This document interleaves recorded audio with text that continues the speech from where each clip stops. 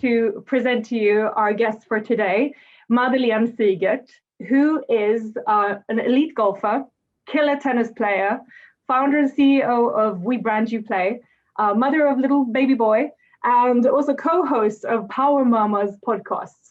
Welcome, Madeleine. Thank you so much. Thank you for the introduction. Yes. How are you doing? I'm very good. I feel like it's about to get a little bit more warmer weather and we're heading into spring. I'm very excited. As you told everyone here, I'm really keen on golf. So that the golf courses are open, I'm very happy for that. Yes. Yeah. All right. Well, we're so super excited to have you here. And I would like to start off by asking you, I gave you a whole lot of names there. They're all great. But who are you, according to yourself? Who are you today and what defines you today? Well, as you told everyone, I'm recently become a mother of Lennox. He's 9 months old right now. So my life has changed a lot. But before then, I've basically played sports my entire life. And I also went to college in the United States. And I think that with the sports and with the time being in the United States, I think my personality and my knowledge and everything changed a lot. So I was very happy that I took the chance to study abroad and then come back home to Sweden with all the knowledge I got from my time overseas. If I should describe myself more, I'm very passionate about helping others, both in the digital world and also in the sports side of it. And I think that is mainly from my time myself being a professional athlete and also, getting the opportunity to explore the world with the sports. I think it's just great and has shaped me in many ways. Great. I mean, your experience is so inspiring. So obviously we have stalked you on the internet. So we've learned that you love to compete and that you enjoy more sports than just golf. So at 14, you came in fifth at the Junior Olympics in tennis, while at the same time winning a spot on the national junior golf team. So where did this passion for sports come from? Well, I think it's my family actually introduced me into sports pretty early. I played tennis. I just started playing a little bit when I was 4 years old. And then I started playing golf when I was 8. But I wasn't really into golf at first. So my dad used to play and hit a few balls almost every day. And I would just sit next to him and play with my own things. But then eventually I started to become more interested. And then I think playing both tennis and different sports, it helped me to be good at everything with my hands and the ball coordination. So I think the sports came in pretty naturally, and my parents never forced me to practice or, never told me you need to practice this many hours. Or I think it came from my own curiosity and trying different sports and finally deciding on tennis and golf. And it was quite good for living in Sweden. I got to play golf when it was summer and we were outside, and when it was cold and rainy, I got to play tennis indoors during winter. So it was pretty good for being in Sweden. That sounds amazing, and it's not like Tiger Woods, as I have understood. From the age of 3, he was out there and being pushed fairly hard. Yeah, yep. That is actually a very exciting documentary on HBO out right now on his life. It's oh, really? Yeah, it's pretty scary and intense, but it's if you're into sports, you should watch it. I'm gonna definitely do that. Yeah. So what's been your biggest driving force in your life, and has it sort of changed over time? Yes, it has. And I think for me, I've always wanted to make sure that I had a degree. And I think it's because of my parents always told me that anything can happen in sports and you can always get hurt, or they always wanted me to have some kind of backup plan. And I think today, since I do help other athletes to become successful, the game plan has changed, and people today has to take, the professional step much earlier, because the competitiveness is much higher today than it was when I was younger. So, but I got the chance to actually study and play sports, which was very helpful. And I think if you can have, different things you can try as long as you can, that is something I really recommend. Yeah. Yeah, it's a really great opportunity to learn many sports. But then it came to a point where you had to pick one sport. And what made you choose golf over tennis? I think actually what I just mentioned, that in tennis you have to become professional at the age of 15 or 16. And that is very young. And that means you might have to quit school. I mean, these days you can do more long distance school, and you can do it through, I mean, Zoom or anything like this, which is great. But at that time I had to choose either I want to continue school or pick the sport. And then I picked golf because that could help me into college and the university in California. So that's why I choose golf mainly. Yeah, but I think now I think I would probably do better in tennis because it's more active and you have to kind of react, and golf is very slow and mental, and you have to have this patience. And yeah, that has been very frustrating for me in many years. Yep. Yeah, mental strength. But I thought that it was actually pretty much the same for the two sports. I play golf, not at your level, but I mean the mental part is a huge part of the game. It is. And trying to teach my children, that's sort of that's the hurdle I have to get over. You know, that they don't break down. Yep. Stick with it. You know, don't. Exactly. Yeah, but it is okay to break down too. I think it's you have to as well. Yeah, but as long as you don't give up. I mean, Yeah. it's fine to you know, but you have to get back on the horse. You can't just give up and say this is impossible. Yeah. So anyways, in 2008 you moved to the DS and you studied communication at San Jose State University in Silicon Valley, California. And so I just wanted to ask you, well, you started to talk about it, but at the same time as you went to the university, you also got a spot at the women's golf team, and you later became captain, if I understood it correctly. And so at that time, did you see golf primarily as your future, or had you already actively worked on a plan for an alternative career at that time? Well, I think my mindset going to the United States and actually getting the opportunity to get my degree over there, I was kind of set on I need to finish my studies in 4 years. But as well as the time went on and golf went, better and better, and I really liked to play overseas. 1 week we're maybe in Colorado playing a tournament, and then the next week we're in Hawaii playing a tournament. And I got to see so many great places and see different golf courses that the game started growing on me, and I really wanted to try professional golf. But at the same time, I was really keen on finishing my degree. So I had that when I came back home. But it was extremely difficult to actually finish school. I had to do a lot of extra tutoring lessons and to really get through the high standard of the education over there. So it was some years I'm going to quit school and I'm just going to play golf. And some years I just wanted to be in school, and golf was really hard. So it has been an up and down journey overseas. But I think I was always keen on, finishing my degree. Yeah. Yeah, but you have studied 1 year here at Halmstad University, right? Yeah, I did my master's. Yeah, your master. Yeah. So what do you think is the biggest difference between study at an American university and a Swedish one? I haven't done my bachelor in Sweden, but I can compare my master's and the bachelor in the States. I think the biggest difference in the States is that when you start there, you have 2 years to decide on what kind of degree you want to have. So you try all different subjects.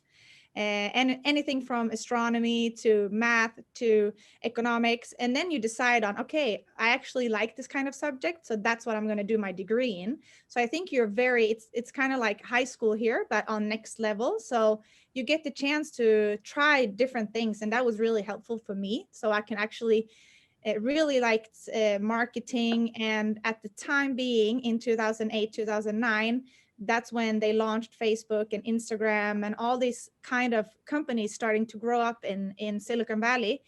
And then I just realized the best professors and the upcoming subjects are in communication. So I actually, after 2 years, decided on staying on that track to get the latest trends and the jobs opportunities in the future. So I think that's probably the biggest difference. And then I think one great learning as well is that they have huge classes. You might be 400 to 500 students in one class, and then you have to get up and speak in front of everyone. I was really shy in the beginning, and it's quite hard, new language, and then you have to speak up in every time you're in the classroom. And they always check how many times you are in the classroom, how much you participate, and they have much more tests every week. I think that's the biggest difference. Very high frequency of testing all the time. Yeah. Wow. So 500 people, and they all have to speak up. Yeah, exactly. And talking. A lot of talking, yeah. And then you also have specific speech classes, which was very good as well. So it was. I mean, it's not surprising, because I think anybody would agree. You meet an American, and they don't have a problem talking. No, they don't have a problem standing up and just, yeah. Yeah. So it's. I think it's probably a very, very good thing. But also, it might terrify some people to the point where they don't actually go to school. I mean, who knows? I don't know. But you mentioned Facebook. I mean, 2008 was Facebook was new, and Instagram was about to be launched. You were in the place to be to study communication. Did you realize that at the time? And was Facebook already predicted to be the next huge thing? No, actually, it was my mom who told me before I applied for the school that I think Silicon Valley is going to be an upcoming city, and I think you should go and study there. And so it was quite, just, I know the school was good, and it was close to Stanford, and San Jose State are the two schools that compete for all the jobs in Silicon Valley. So I knew that it was a good school, but I never knew that Facebook and all these headquarters was going to be right next to my campus. No. Wow, your mom is insightful. Very cool. Yeah. Did you get to visit? Sorry, Linnea. Oh no, yeah, I think we were going to ask the same. Well, then is the question: did you get to visit the Facebook headquarters? Well, not during my school time, but I have one of my friends that we studied together, and she is now working at Facebook headquarters, and she's actually in our advisory board for our company. Oh, so nice. So every year we go there, not the fall, not 2020, of course, but before we've been there every year, and we get to see campus. They have different campus, but we normally go to the one, the headquarter. And it's around 20,000 people working at the headquarter, and it's just like walking into the future. It's very amazing. It's you have everything you need. You have stores, you have gym, you have spa, you have someone who can book your travel, someone who do your laundry, anything you need. It's like going into a city, and everything is for free for the people who are working there. And you can tell that people are loving their jobs, and they are spending a lot of time on campus. I would say 14, 15 hours a day, because you can bring your family and they can come and eat with you and do all these activities during the day. So it's a pretty smart setup for Facebook. And when I was there last time, Mark Zuckerberg was on campus working, and he actually don't have an office. He works wherever he wants to, and he can end up working next to you one day. And every Friday, he also do a Q&A, so you can ask any question to him, no matter where you're working. And so it's pretty unique place to be. Yeah. It sounds lovely. Yeah. But you mentioned that when you chose to study communication, it was because of the teachers there as well. So did you have an interest in communication and social media before, or was that just a coincidence? No, I have been studying art in high school, and I love that kind of subjects. I was kind of into design, and I've done a few of those studies before I went to the States. But I think the teachers and the environment, and I mean, we had one professor that actually he's the one who created the internet router, and he was there just speaking about his journey, and it was very inspiring. So I think after that I decided to go with that degree. Yeah. And so what role did your experience in Silicon Valley have on your actually starting We Brand You Play? Well, I think that it has been a major impact, and I'm very excited that I got to start this journey and really focus on the digital marketing and my experience overseas. I've always wanted to find this kind of company myself here in Sweden, and I think even when we do our, we sometimes educate companies or golf courses. We have been very keen on educating golf courses in the digital marketing world. I feel like my experience and the energy and also the inspiration from overseas, because they are mostly a few years ahead of us, and now they're maybe a few months or sometimes just weeks, because we're keeping up now better than we did before. And I can see just a difference in 2 years of since when I started to think about We Brand You Play. So it has changed a lot, and that's what we were very excited for. Yeah, so I have actually a question to the audience here. So Yeah. is there, just raise a hand or something, but is there anyone here who is, I mean, yeah, elite sports? Yeah. Or play sport, like, or do any sports. Yeah. Maybe you can write in the chat. Yeah, and please write what kind of sports you do. Yeah. It's very interesting. Or if someone maybe tried a new upcoming sport in Sweden, paddle. Who hasn't? Oh yeah, you're probably great at that as well, aren't you? I mean, it's fun. I haven't played too much, but I really like it. Wow. Yeah. Yes. Don't be shy, folks. Yeah. Professional golf. Perfect. That's Great. awesome. Perfect. If anyone just wants to write, then just go ahead. I mean, you can write anytime during this meeting, right? Yeah. So, but we can continue in the same time. So, just tell us all about We Brand You Play. So, what do you do, and how do you set yourself apart from the traditional agencies? Well, I think the biggest difference is that we really want to strive for more digital collaborations and help them into the digital world in the easiest way. We try not to complicate it and more get people and companies going and actually, starting to be more active on Instagram or Facebook and not make it too complicated. And I think a lot of the traditional agencies are very, big productions, and it has to be a pretty long process. And we want to get people going really fast and really start. And even when we help startups to have the digital landscape, to maybe have their first showcase or try out, like what do people think actually on social media, and actually just try it out as soon as possible before maybe creating or spending too much money on other parts in their company. So we try to get people going as fast as possible. Right.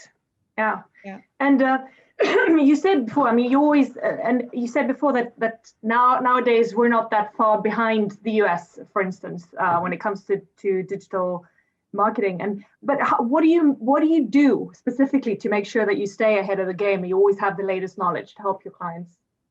I think you have to have kind of an interest to actually get going and reading about it. And I would say it almost changes every week or every month. There's something new, a new feature, or a new edition of either an app or something that they are trying. So for instance, if you say like Instagram Reels, it is not new, but Facebook is actually now trying to highlight that kind of feature in the app.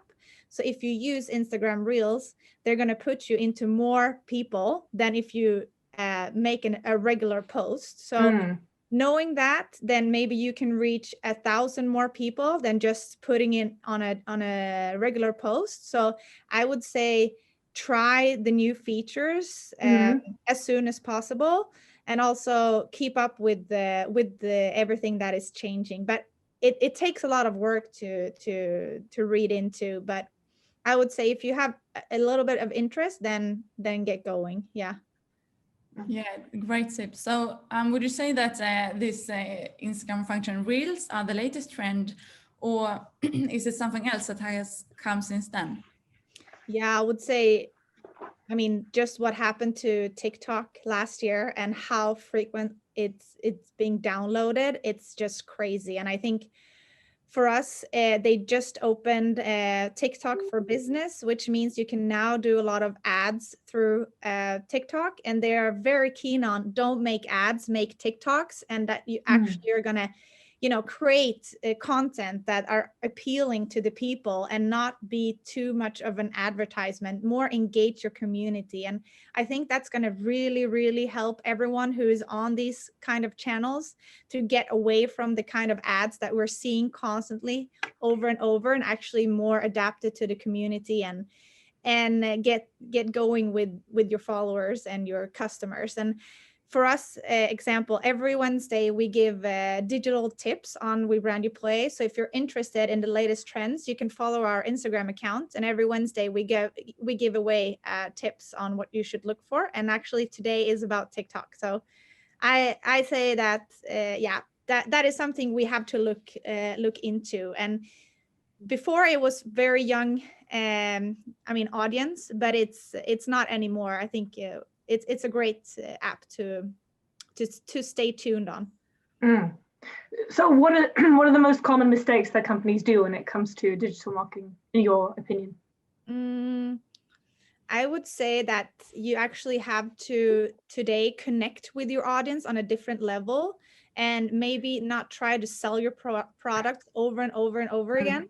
Instead of actually engaging with your community. It is going to take more effort. It is going to take better content, and it's going to be bigger spend on your marketing budget than you ever thought before. But that is how you're going to grow your accounts today. And it is a very competitive market.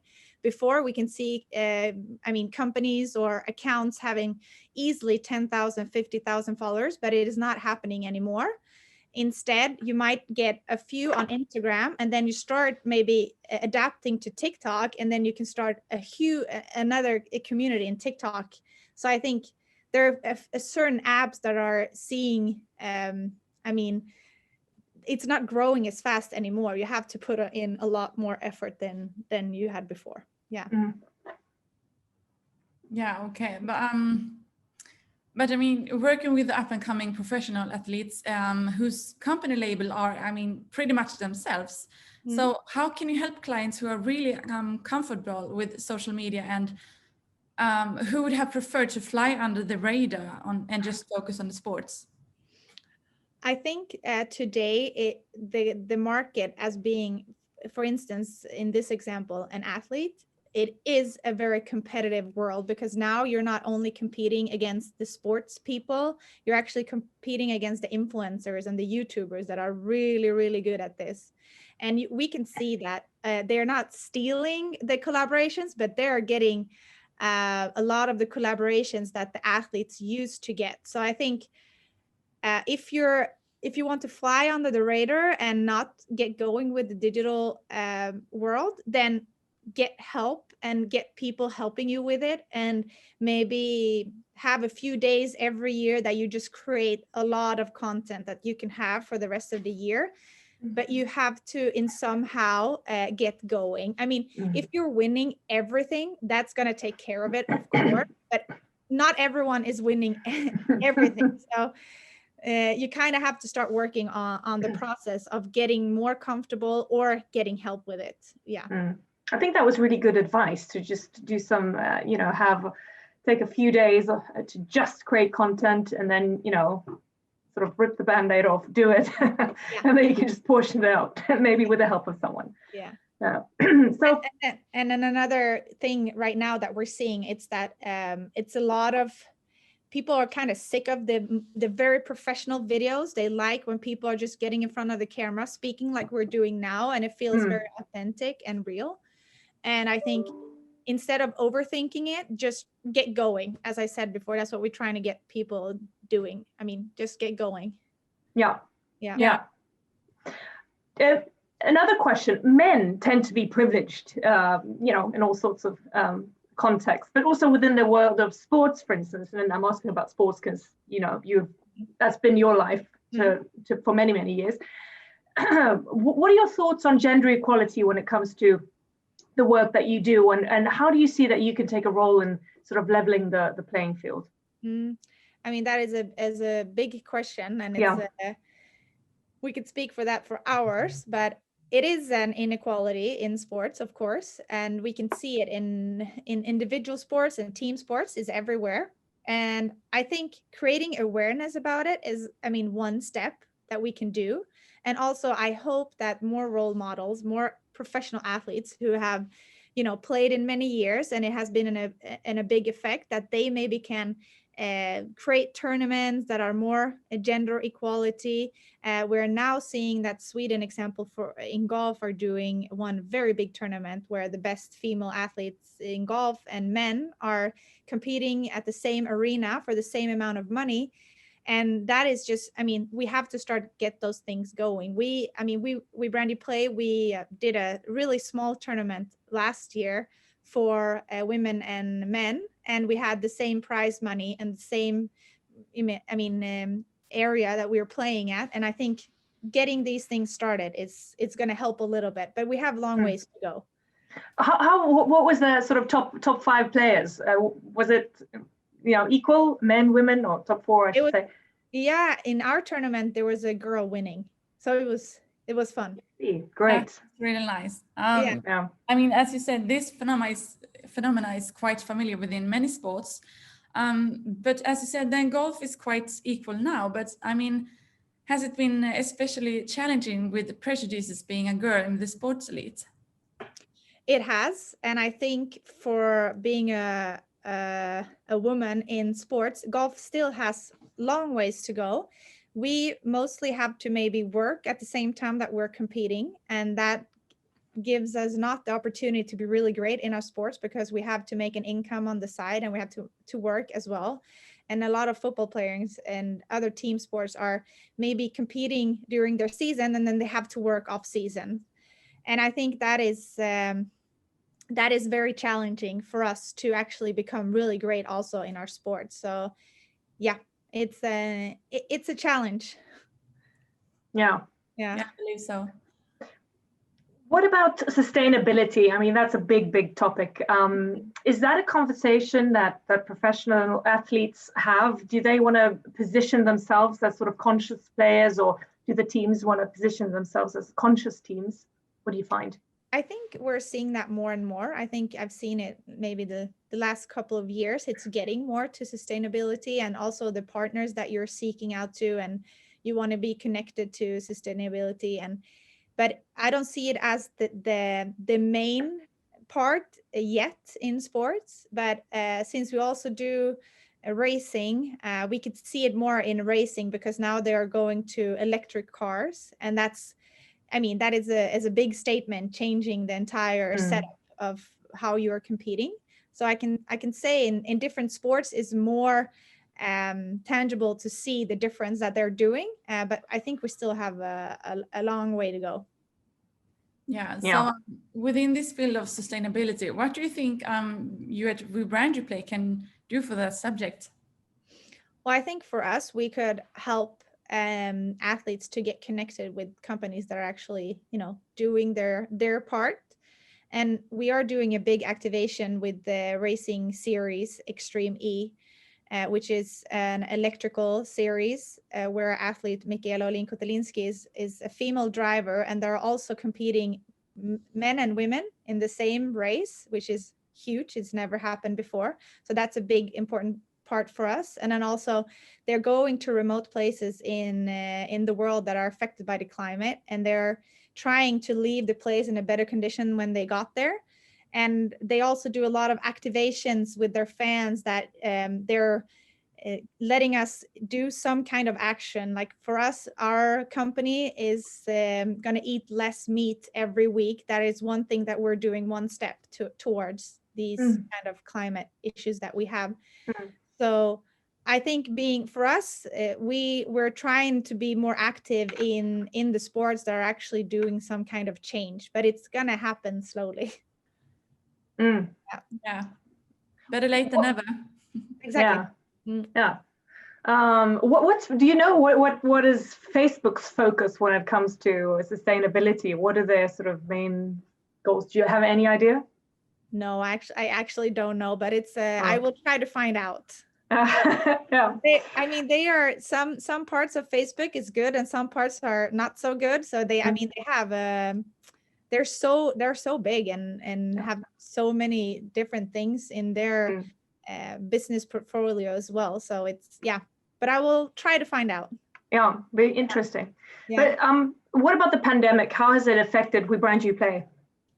Well, at first, I think everyone was in shock about a year ago. And I think we kind of got very scared of what's going to happen. And we had a few sport events that we were a part of that didn't happen. But then we realized if we could just, change our focus a little bit. And we think that now it really helped with the pandemic in the way that companies are getting more digital, and you're really, really understanding how important it is to be strong online.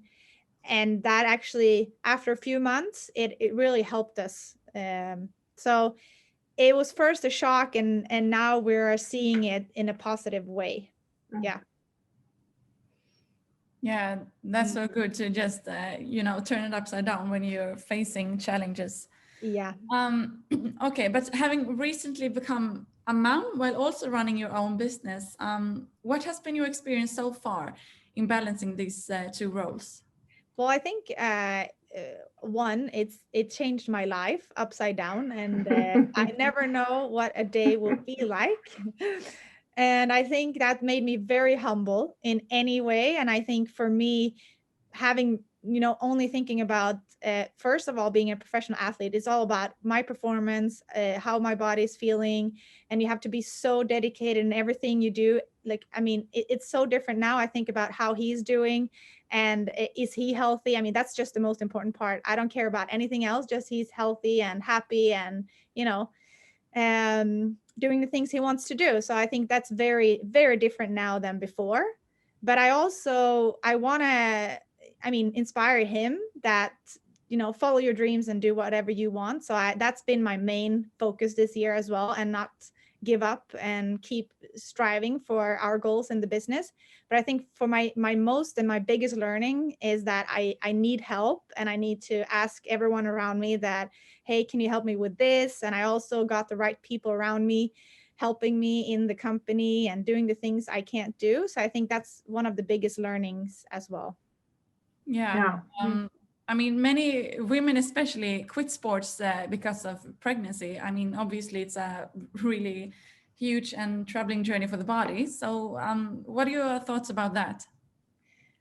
Yep, it is. And I've seen women who lose their contracts because they are having a baby, and they really want to come back to the sports, but all they worked for just disappeared because they chose to become a mother. And that is a hard part, and I wish I could help everyone with that.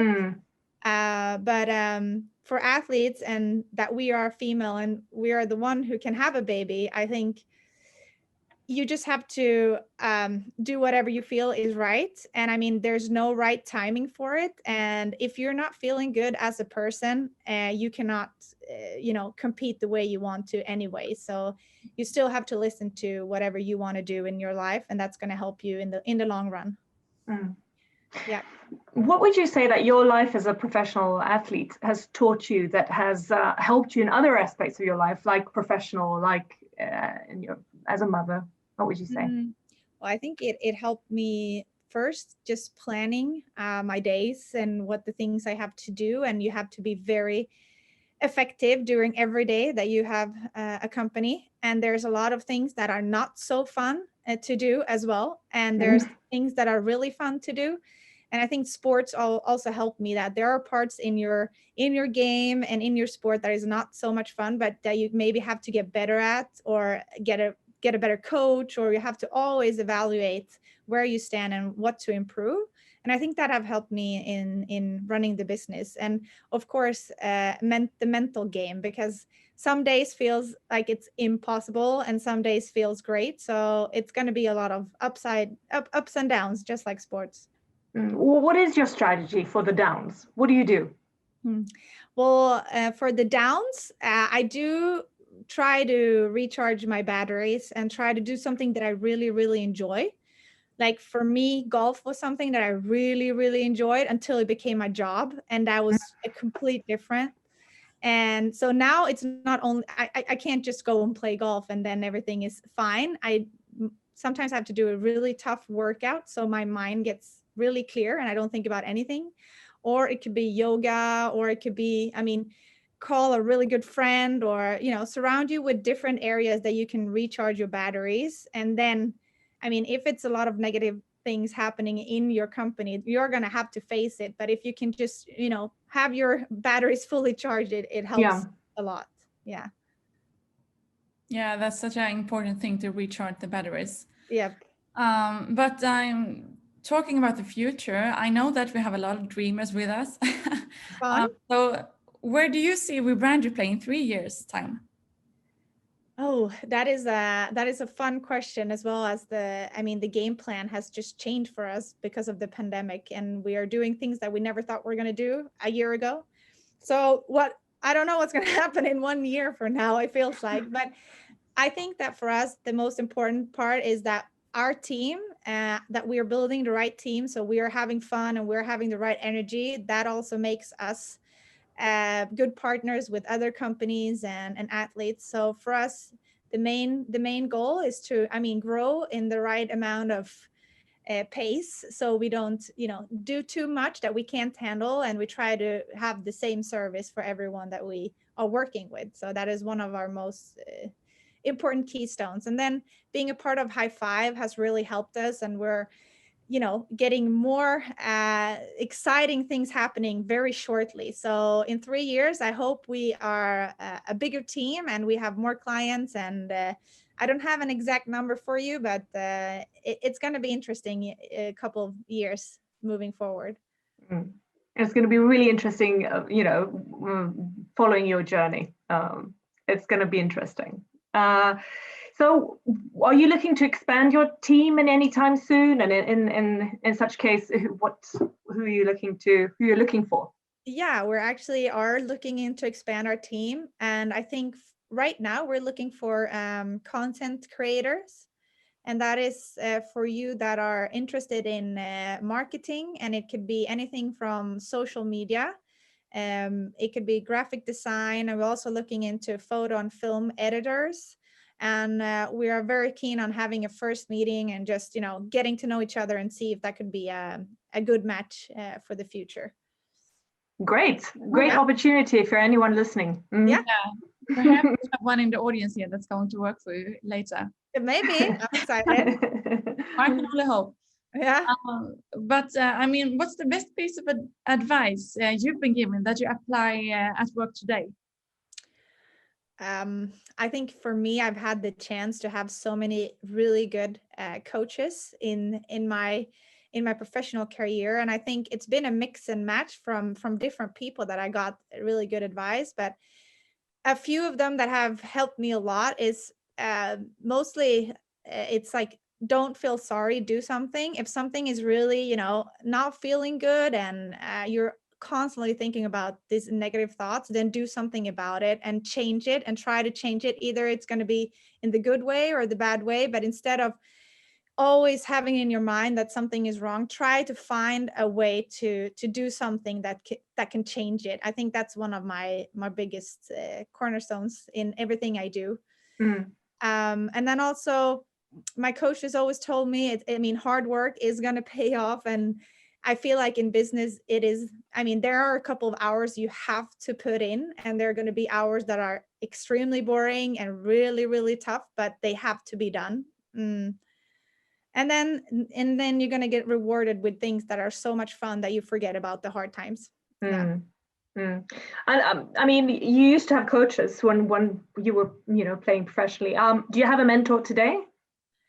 I do have my advisory board where I've picked people that have known me for a very long time. And I have a few advisors that have known me before I moved to the United States. And that has really helped me because they can bring me back and say, hey, look how far you've come. And if you're with people that have known you through your journey, it actually helps you to sometimes take it easy and see, okay, we took some steps forward here. And and also get reflecting on all the things we do every week. So yeah, I try to surround myself with those people as long as I can. Yeah. Now I know that you needed to leave at 12:55, so we actually only have 1 minute. So Linnea, shoot, one last question. And guys, if you have a question that you wanted to ask now. Please. Okay, I mean, it has been so inspiring to now, but I'm just wondering about this study abroad. I mean, did you study abroad to, you know, get more with this golf thing, or was it like learning English? Or, I mean, could you have the same sports career if you have studied in Sweden? I can. They have it here in Halmstad, actually, at the university. They have the same opportunity, do sports and study. But I got the chance to apply for a different school in the States, and it was combined with golf and studies. So, but you can do it here in Sweden as well. Yeah, I believe we have a few people that is studying that sports profile here at the university. Mm-hmm. So please expand. And if you maybe it's okay if anybody has a question that they want to ask later, maybe it's okay for them to get in touch with you. Of course. Great. Just look up We Brand You Play and you'll find. Yes, exactly. Just write to us on Facebook, Instagram. We're connected everywhere. Just shoot us a message. Yeah. Okay, so thank you so much, Madeleine, for joining us today. It's been really, really interesting listening to you and you know, generous of you to take your time and sit here with us today. Of course. It was thank great. you so much. Yeah. And thank you everybody who's been joining us, and do fill out the form, please, the feedback form, so that we know if you guys want us to continue, or you know, if you have any special wishes. So best of luck to everyone and have a great day. Yeah. Bye. Thank you. Bye-bye. Bye.